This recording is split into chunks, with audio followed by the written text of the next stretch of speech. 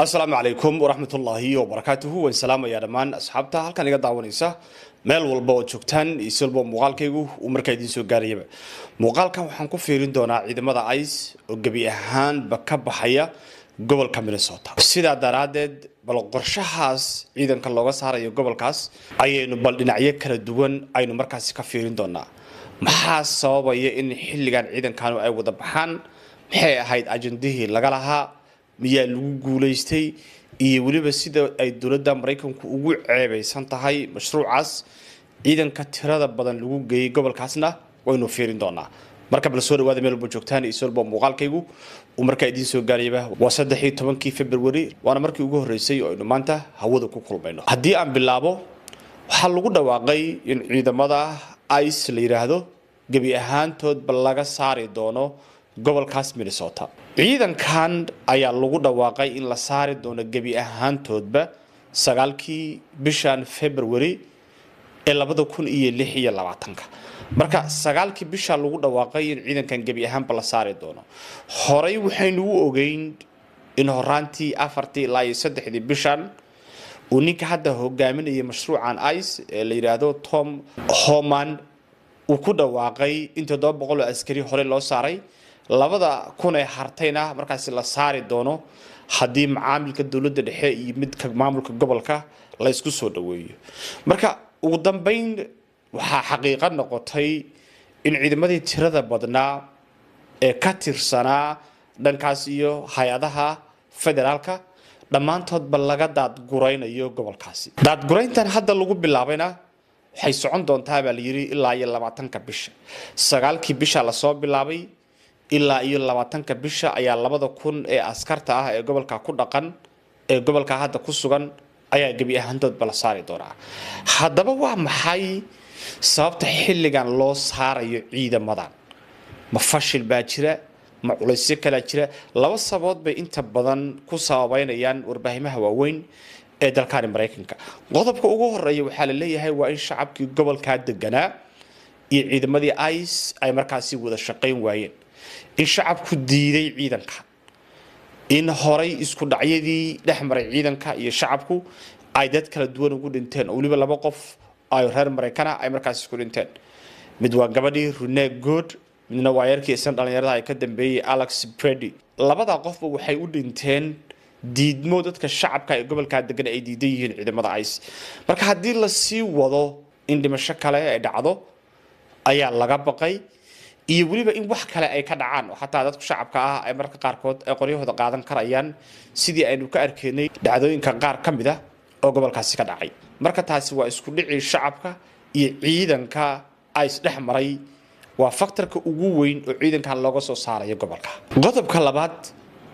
oo keenay in ciidankan laga daad gureeyo gobolkaas xilligan ayaa waxaasna lagu sheegayaa in maamulka gobolka hadii uu yahay mayorka magaalada Minneapolis hadii uu yahay governorka hadii ay yihiin xildhibaanada golaha deegaanka hadii yihiin dadka congress-ka deegaankaas ku matala maamulkii gobolkan iyo dawladdii dhexe ayaa iyaguna ku heshiin waayay sidii ay markaa u wada shaqeyn lahaayeen ciidamada la soo kordhoobay qasab baa lagu dayayaa hadalkooda lama dhageysanayo ayagaasna waxa ka yimaaday pushback xoog leh ayaa ka yimaaday marka si guud ciidankii Trump halkaas uu geeyay ee lagu talagalay dadka inay qasbaan ayaa la soo celiyay kadib markii maamulkii iyo shacabkii reer Minnesota la qasbi waayay ayaa waxa lagu qasbanaaday in markaasi laga soo celiyo marka cidii ka fakiraysay xoog in dalkaani uu ku shaqeyn karayo taasi waxaan isleeyahay waxay u tahay 10 ku filan Mareykan la isma qasbi karo dawladaha iyo dawladda dhexe kalsooni weyn kama dhaxayso qaabka lagu wada joogi karayo oo kaliya waa wada shaqeyn afka qaabka kaliya lagu wada joogi karo waa wada shaqeyn laakiin hadii mar qasab yimaado inaysan shaqeynaynin ay arintaasi waxay u tahay darsi weyn oo halka ka soo baxay kan ICE intii ay gobolkan ku sugnaayeen mashaakil xoog leh ayay geysteen maalin walbana waxa la soo warinayaa dhibaato gobolka ka dhacday oo ciidamada ICE ay markaasi ay sababeen dhowrka shay oo hadda sida weyn looga hadlayo ayaa waxa kamid ah koow waa qasaarihii iyo dhibaatooyinkii gaaray hoteeladii waaweynaa ee gobolkaasi ku yaalay ilaa hadda waxa la xaqiijiyay ilaa iyo 20 hotel oo nooca 5 stars ka liida motelada waaweyn ah in uu burbur xoog leh uu markaasi u soo gaaray maadaama shacab caraysan ay marar kala duwan ay weerar ku qaadeen muraayadihii baa la burburiyay gudihii baa inta loo galay baa la burburiyay saynankii oo dhan baa la burburiyay hotel aad u tiro badan ayaa dhibaato loo geystay oo waliba ay shacabka caraysan habeenii hadda ugu dambeeyay oo la saarayay ninkii ice ugu sareeyay ay dhibaatooyinkaas intooda badan ay dhaceen marka hoteladaasi burburka gaaray yaa bixinaya mararka qaar kood waxa laga yaabaa in xataa insurance-yadu ay yiraahdaan ma bixin karo damage-ka inta la eg iyo dawladdu ha bixiso markaysa ayagu naftirkoodu waa dad dareemaya sida wax u socdaan haddii shay yar oo kale oo burburay ay tahay waxa laga yaabaa in insurance-yadu ay ka fargaranayaan laakiin haddii damage weyn oo hotelka la gaarsiiyay sida hotelada qaar kamid ah ku dhacdayba waxa laga yaabaa insurance-yadu xataa inaysan ka fargareen baa laga yaabaa marka hotelada la burburiyay waa qaar kamid ah waxyaalaha hadda ay warbaahintu qorayso oo sida weyn markaasi looga qaylayo waxa inta dheer iskuuladii localka ahaa ee gobolka ku yaalay ayaa waxay waayeen arday soo xaadirta ardadii markii la soo weeraray oo galaasidii loogu daatay oo la bajiyay oo ay maxaliyada baqeen oo ay waalidiintoodu waxay go'aansadeen baciyalkan iskuulada loo dirsanin dadkan cadaanka ahna xataa kuwooda dalkan ku dhashay haddii arkaan iskuulka in ciidamo indhaha u xiran iyo la keenayo way baqayaan kulligood way diideen wata arkaysaan dad waaweyn oo odayaal iyo habra oo dalkan ku dhashay oo ooyaya ayaynu ka arkaynay warbaahinta oo ku haya dawladdanadii baa nagu soo duushay marka iskuuladii oo dhan waxay noqdeen meel cidla ah oo ictimaadaan la waayay macallimiintii way yaabeen yaa loo shaqeynayaa iskuuladii oo dhan way xiran yihiin dhawaan watii aynu ogeyn in maxaa la yiraahdaa madaxda iskuulada gobolkaas ay warbaahinta la hadleen oo ay gaareen heer ay yiraahdaan homeland security-ga ayaynu dacwad ku furaynaa marka iskuuladun waxay ka mid yihiin meelaha saameynta xoog leh ee ciidamada ICE ay markaasi ku yeesheen dhanka kale markii la fiiriyo ganacsiyadii kale ee magaalada sida maqaayadaha sida meelaha kale dukaamada ah customer ma haystaan shalay waxa artaasi sheegay governorka gobolkaas Tim Walz oo yiri ganacsiga gobolka oo dhan dhulku gala cid qofka dukaan kale u imaanaysa ma jirto dukaamo ilaa hadda iska xiran markaysan dadkii marka waxa ku dhacay mashaakil xoog leh haday tahay mid dhaqaale haday tahay mid waxbarasho haday tahay meelihii kale ee hoteelada aha meel walba dhibaato xoog leh ayaa markaasi laga soo warinaya dawladda Mareykanku maxay mashruucaani ay ka dhaxashay ilaa hadda waa maxay guusha ay ka gaartay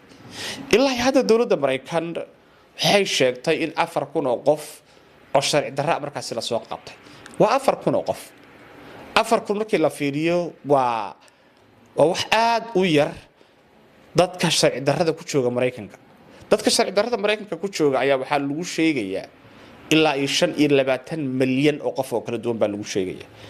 marka dal ay 25 milyan joogaan in 4,000 la qabtaa guul intee leeg ayay noqon kartaa way zero dadkaas laga qabtay 4,000 ah ee gobolka Minnesota laga qabtay ayaa majority-gooda xataa aan Soomaali ahayn majority-goodu waa dadka kale Spanish-ka ah Latino-ga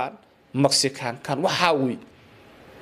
Trump iyo kooxdiisu aragtida ay ka haystaan gobolkaas waxay ahayd in laga soo heli doono gobolkaas ilaa ay 50,000 oo Soomaali oo sharci darro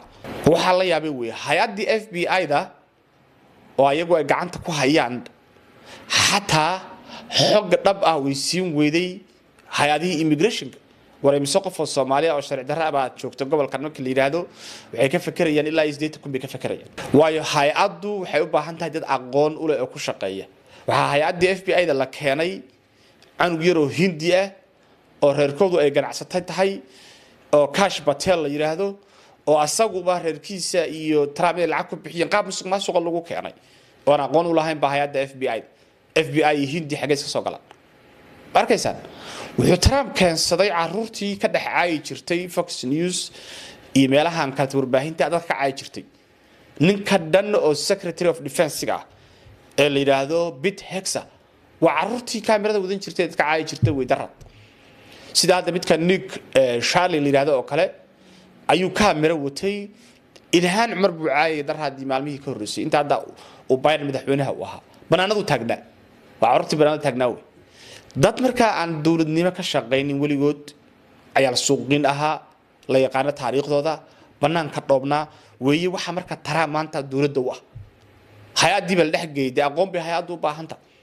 statistics ku dhex jira hay'adda in la soo bixi karo la yaqaano oo la fahmi karo u baahanta marka dad laga soo aruuriyay wadooyinka oo wada shaqshaqlayaal ah oo wada cunsuri ah baanta meesha la isugu keenay ayaa waxa la sameeyay dacaydad been ah oo Soomaalida ka dhara waxa la leeyahay 80,000 oo qof ah oo ilaahan u codaysay oo gobolka kale laga keenay ba jooga xataa wala yiri qaar waxay leeyihiin Soomaalidu ilaa 40,000 ilaa 50,000 oo Soomaali sharci darro ah baniya bulsho joogto Soomaalida dalkan joogto oo sharci darrada xataa umaleeyay 2,000 oo xataa ni gaari karayaan impossible boqol jeer baa loo sheegay war Soomaalida dalkan kuma cusba last 4 years bi soo galayeen حتى قف كيما الصومالي قادر بيكسب بود شرعي بوهلا قول كي لقالها أو دان أيا وحكوس ودمادي أفر كنا قف بان سوق قبلني أفر تاس كنا 90% يكمل ذا وضد كلا أجانب الصومالي حتى ما أو الصومالي أتخذني سين أو حي أتكشف كين سين زيرو وكسر دريريان هذا مركز إنسان وحنا أمسنا هاي إن لجو قرينا يي دولان كالصومالي ذا فايل كي إبستين فايل وايو حين واركيني xilliga Epstein file banaanka uu soo shacbaxay dawladana pressure ka lagu saaray in file-ka la sii daayay inay ahayd xilligii maxaa la yiraahdaa la bilaabay arintan ICE la meelka lagama bilaabin meelihii la taageereynayay Soomaalida ay ahaayeen ogaadan hadda way yimaadeen meelay istaageen wax arki waayeen qof ay qabtaan bi arki waayeen qof kasta passport buta isaga tagay markaysan marka intaasan muuqaalkan ku soo koobaya qorshahaas fashil buu ku dhamaaday taraabna ceeb aan ka harinin ayuu kala kulmay waxa hadda looga fadhiyay oo la bilaabay in la yiraahdo waxa loo baahan yahay cadaaladda Rene God iyo waliba Alex Brady afar kun qof baa qabatay Soomaaliyeed inta la laakiin wiilkan gabadha dhintay waa in cadaaladda dhiigooda la kala askartii dishay waa in la soo qabtaa ba hadda u taala isla xisaabtan ba hadda u bilaabanaya Trump iyo kooxdiisa inta san muuqaalkan ku soo koobaya assalamu alaykum warahmatullahi ta'ala wa barakatuh